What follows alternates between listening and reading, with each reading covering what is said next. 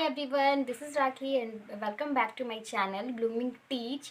आज मैं आप लोगों के साथ शेयर करने वाली हूँ क्लास 8 के चैप्टर साइंस का, जिसका नेम है माइक्रो ऑर्गेनिज्म। माइक्रो ऑर्गेनिज्म मतलब छोटे छोटे इंसेक्ट जो होते हैं, जिसको हम लोग अपने नेक्ड आइज से देख भी नहीं सकते हैं, जिसको देखने के लिए माइक्रोस्कोप का हेल्प लेना पड़ता है। तो आज मैं आप लोगों को बताने वाली हूँ कि माइक्रो ऑर्गेनिज्म होता क्या है, what is micro organism and इसके टाइप कितने सारे हैं एंड यूज़ कितना है माइक्रो ऑर्गेनिज्म का, यूज़फुल कौन कौन से माइक्रो ऑर्गेनिज्म का यूज़ होता है एंड हार्मफुल भी ये होता है। तो मैं आज ये 4 टॉपिक आप लोग से शेयर करूँगी।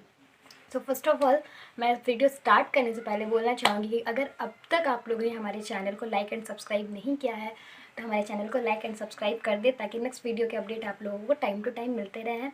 एंड हाँ, वीडियो को अंत तक जरूर देखें। So let's start the video. Micro organism. Many times organism are present in the soil, water and air. बहुत सारे टाइम जो ऑर्गेनिज्म होते हैं, माइक्रो ऑर्गेनिज्म जो होते हैं, वो प्रेजेंट होते हैं वाटर में, सॉइल में एंड एयर में। ये तीन जगह में, तीन प्लेसेस पे हमेशा माइक्रो ऑर्गेनिज्म पाए जाते हैं। दे आर सो स्मॉल, वो बहुत छोटे छोटे होते हैं। उसको हम लोग, मैं फर्स्ट में ही बताई, उसको हम लोग अपने आइज से, अपने आँखों से देख भी नहीं सकते हैं। Next, that we can't see then with a naked eyes. अपने आँखों से देख भी नहीं सकते। इसे देखने के लिए हमें हेल्प चाहिए होती है माइक्रोस्कोप की।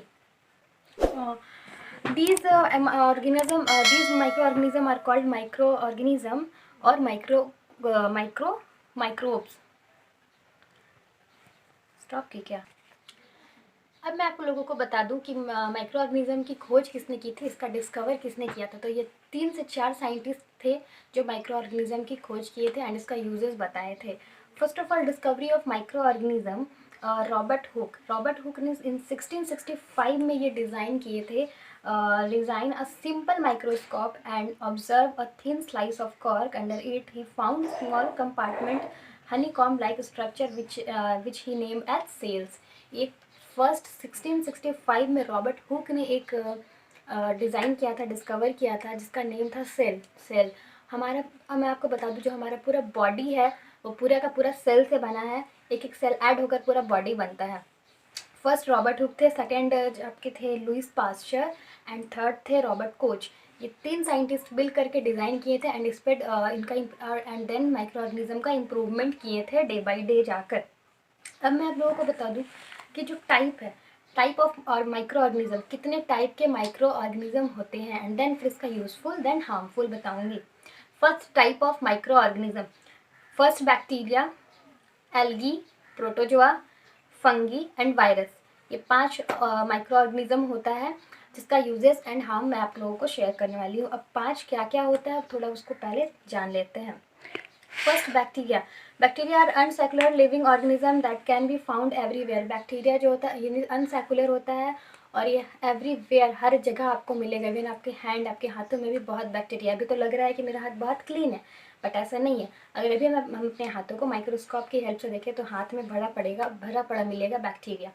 तो ये है, बैक्टीरिया जो है हर जगह, एवरी प्लेस में प्रेजेंट होता है। नेक्स्ट बात करते हैं हम लोग एल्गी। एल्गी प्लांट में पाया जाता है। एल्गी का यूज़ प्लांट में होता है एंड एल्गी प्लांट लाइक, और एल्गी जो है ये एक्वेटिक एनिमल में होता है और इसका ये हेल्प करती है फोटोसिंथेसिस होने में। नेक्स्ट बात करते हैं हम लोग प्रोटोजोआ। प्रोटोजोआ है जो है एनिमल में पाया जाता है, प्रेजेंट होता है। और इसका फंगी भी है, प्लांट में पाया जाता है एंड इसका क्लोरोफिल। फंगी प्लांट में पाया जाता है। वायरस एकदम, अब virus are smaller than any non cells. Virus होता है सारे माइक्रो ऑर्गेनिज्म से सबसे स्मॉल सेल होता है ये। इसको वायरस को देखने के लिए माइक्रोस्कोप की भी ज़रूरत नहीं होती। इसे देखने के लिए साइंटिस्ट इलेक्ट्रॉनिक माइक्रोस्कोप की हेल्प लेते हैं, देन जाके वायरस हमें शो होता है, हमें दिखता है। तो ये बहुत ये हार्मफुल ज़्यादा अधिक होता है, ठीक है, यूज़फुल कम होता है। नेक्स्ट बात करते हैं हम लोग। तो 5 ये हमारा कंप्लीट हुआ टाइप ऑफ माइक्रो ऑर्गेनिज्म। मैं फिर से रिपीट कर देती हूँ आप लोगों को।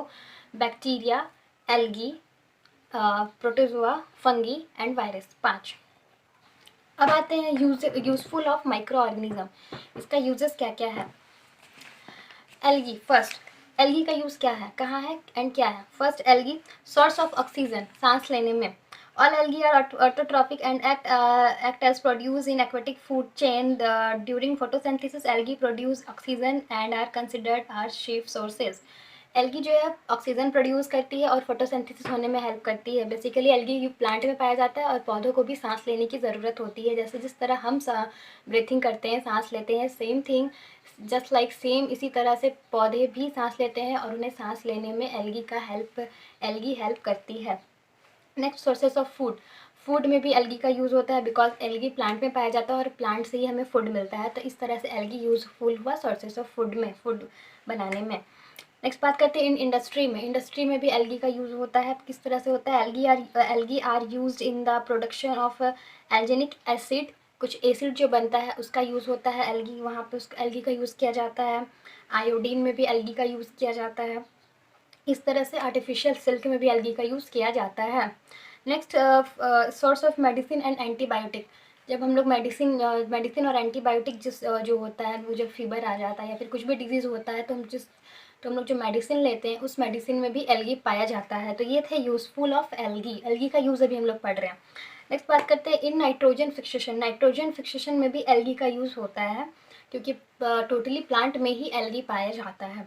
सोइल कंजर्वेशन में भी एल्गी प्रेजेंट होता है बिकॉज सोइल में नाइट्रोजन का होना बहुत ज़रूरी है और नाइट्रोजन और सोइल में बेसिकली एल्गी भी पाया जाता है. अब बात करते हैं फंगी की. फंगी किस तरह से यूज़फुल है इन एग्रीकल्चर, खेती करने में, एज फूड बनाने में. इंडस्ट्री में भी एल्गी का यूज़ किया जाता है. Cheese industry, alcohol industry, enzyme synthesis, production of antibiotic. इस तरह से एल्गी, फंगी का यूज़, एंटीबायोटिक दोनों बैक्टीरिया का, माइक्रो ऑर्गेनिज्म का यूज़ किया जाता है. नेक्स्ट आते हैं हम लोग बैक्टीरिया. बैक्टीरिया का यूज़ कहाँ पे होता है? तो बैक्टीरिया का यूज़ आपका एग्रीकल्चर में किया जाता है, खेती करने में. क्योंकि वहाँ पे नाइट्रोजन फिक्सेशन की ज़रूरत होती है. सोइल को नाइट्रोजन चाहिए होता है, नाइट्राइट चाहिए होता है. तो वहाँ पे हमें बैक्टीरिया का हेल्प चाहिए होता है बिकॉज बैक्टीरिया के हेल्प से ही नाइट्रोजन फिक्सेशन होता है. अब बात करते हैं हम लोग maintain of CO2 cycle in atmosphere. जो कार्बन डाइऑक्साइड है वो हमारे एटमॉस्फेयर में बैलेंस करने के लिए भी बैक्टीरिया का यूज़ किया जाता है. डायरी इंडस्ट्री में भी यूज़ किया जाता है. मैन्युफैक्चर ऑफ मेडिसिन में ऑलमोस्ट सारे माइक्रो ऑर्गेनिज्म यूज़ होता है. Protozoa as a link in aquatic food chain. Protozoa basically animals में पाया जाता है, इसीलिए प्रोटोजोआ जो है वो एनिमल्स जो फूड खाते हैं तो उनके फूड को डाइजेस्ट करने में प्रोटोजोआ ही हेल्प करती है.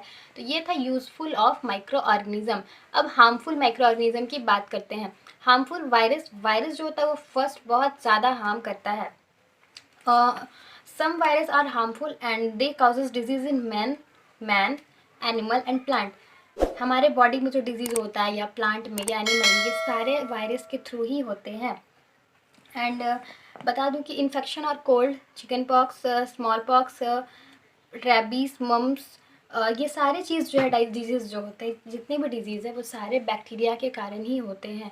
अलग अलग टाइप के जो हार्मफुल बैक्टीरिया बहुत ज़्यादा होते हैं और ज़रा से भी वेदर चेंज होने से या कुछ भी होने से ये तुरंत अटैक कर देते हैं ह्यूमन पे, प्लांट पे, एनिमल पे, और देन जाके ये हमें बीमार बना देते हैं. तो इसलिए वायरस से हमें बहुत बचना चाहिए और वायरस बहुत हार्मफुल होते हैं. अब आते हैं हार्मफुल माइक्रो ऑर्गेनिज्म की ओर. एक्चुअली ये ऑलरेडी हार्मफुल वायरस था एंड देन अब मैं और भी जितने वायरस है उसका भी हार्म बताऊँगी. तो फर्स्ट हार्मफुल एल्गी का यूज़ मैंने बताया, अब हार्म बताने वाली हूँ. Algae Bloom. जब बहुत बारिश होती है, रेनी सीजन में बहुत बारिश हुई, प्लांट में बहुत ज़्यादा पानी आ जाने से क्या होता है, एल्गी जो रहती है वो उसको ये डेड करने लगता है, डैमेज करने लगता है प्लांट को. जिससे भी प्लांट क्रॉपिंग, अगर बहुत बड़े फील्ड में एग्रीकल्चर कर रहे हैं हम लोग या क्रॉपिंग कर रहे हैं तो बहुत बारिश आ गई तो एल्गी जो होती है वो प्लांट को डैमेज करने लगते हैं. फिर होता है production of toxic substance causing death of fishes. Example micro crococcus. Production of toxic substance causing death of fishes. जहाँ पे प्रोडक्शन हो रहा होता है टॉक्सिस का, फिशेस का, वहाँ पे भी ये डैमेज करने लगते हैं एल्गी.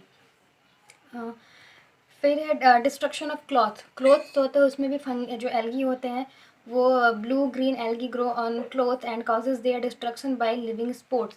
वो अपने स्पोर्ट्स से वहाँ पे दाग लगा देते हैं जिससे क्या होता है कि कपड़ों में ये स्पॉट्स आ जाता है, दाग आ जाता है, जिसके कारण कपड़ा जो क्लॉथ्स होता है वो ये रफ़ हो जाते हैं, जिसका यूज़ हम लोग नहीं करते। तो ये था एल्गी, हार्मफुल एल्गी कैसे हमें हार्म कर रहा है, हार्म पहुंचा रहा है। नेक्स्ट हार्मफुल फंगी, फंगी कैसे हमें हार्म करता है। तो फूड में क्या होता है कि फंगी का बहुत बड़ा हाथ होता है उसको डिस्ट्रॉय करने में। फूड बेसिकली ब्रेड को अगर 2 से 3 दिन हम लोग रख देते हैं तो क्या होता है उसमें ग्रीन ग्रीन आ जाता है, वो फंगी होता है, फंगस लग जाता है। तो ये था डिजीज़ काउजिंग इन प्लांट में भी जो बीमारी होती है वो फंगी के कारण आती है।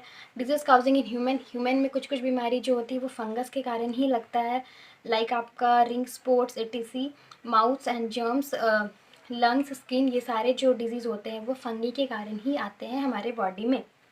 अब अब आते हैं harmful bacteria, production of disease in plant. जो डिजीज़ होता है का बीमारी प्लांट में, उनका प्रोडक्शन बैक्टीरिया के कारण होता है। Production is in of disease in human में जो डिजीज़ हमारे बॉडी में, इंसान के बॉडी में जो बीमारी आती है वो भी बैक्टीरिया के कारण आती है। तो ये बहुत सारे माइक्रो ऑर्गेनिज्म जो है हमारे लिए कहीं ना कहीं यूज़फुल भी है एंड कहीं ना कहीं हार्मफुल भी होता है। अब बात करते हैं हार्मफुल प्रोटोजोआ के बारे में। हार्मफुल प्रोटोजोआ जो होता है आप लोग ये बेसिकली प्रोटोजोआ एनिमल्स में पाया जाता है और एनिमल को ये लूज़ बनाता है, एनिमल के बॉडी को ये लूज़ करता है, डैमेज करता है एंड देन उसको डिस्ट्रॉय भी करता है। और जो मलेरिया जैसी बीमारी है वो प्रोटोजोआ से ही आती है। जो इंसान को मलेरिया हो जाता है वो प्रोटोजोआ के कारण ही होता है। तो ये था harmful of micro organism. Next video पे मैं आप लोगों को इसी का नेक्स्ट पार्ट बताने वाली हूँ, food poisoning and food preservation. तो नेक्स्ट वीडियो को ज़रूर आप लोग देखना एंड ये वीडियो अच्छी लगी हो तो लाइक एंड सब्सक्राइब करें। Thank you very much.